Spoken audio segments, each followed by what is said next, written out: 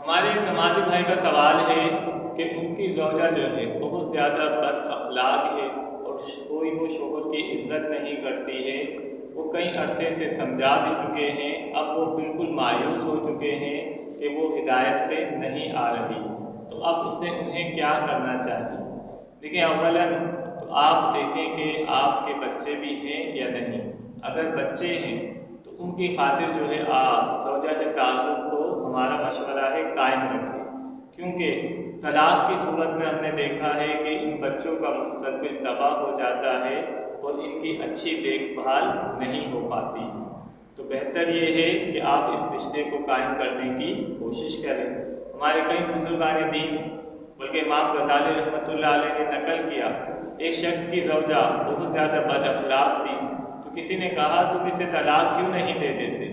تو اس نے کہا اگر میں اس کو دے دوں گا تو یہ کسی اور کے ساتھ رہے گی اور اس کا جینا دوپہر کر دے گی، یعنی اس نے کہا کہ میں ہی برداشت کر لیتا ہوں۔ تو یہی آپ اگر کر لیں گے تو انشاءاللہ اس پہ آپ کو اجر ملے گا۔ اب رہی بات کہ اگر آپ کی نہیں بنتی ہے تو قرآن نے اس کی کیا تعلیم دی ہے؟ تو دیکھیں، قرآن پاک میں ایسے زوجہ کو ناشزہ کہا گیا ہے، یعنی نافرمان زوجہ۔ اس کے لیے قرآن کی تعلیم یہ ہے کہ پہلے آپ اسے جو ہے اچھائی کے ساتھ اور بھلائی کے ساتھ سمجھانے کی کوشش کریں۔ اگر یہ کوشش کارگر نہ ہو تو پھر دوسرا اسٹیپ یہ ہے کہ ان کی خوابگاہوں کو علیحدہ کر دیں، یعنی سونے کا انتظام ان کا جدا کر دیں۔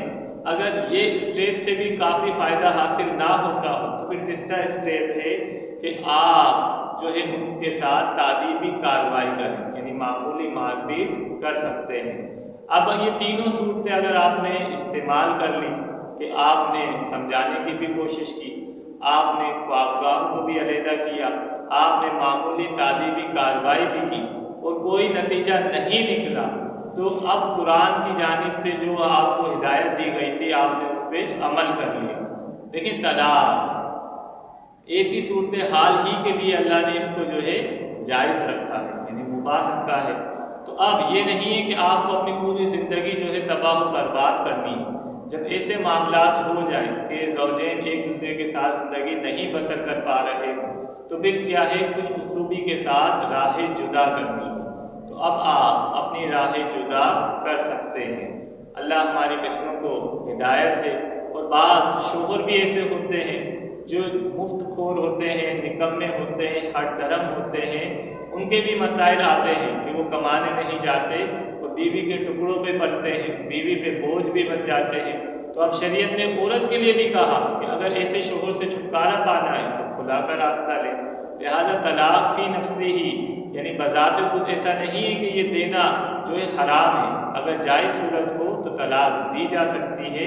آپ نے جو صورتحال بتائی ہے اس کے مطابق بہتر یہ ہے کہ آپ دونوں اپنی راہیں جدا کریں۔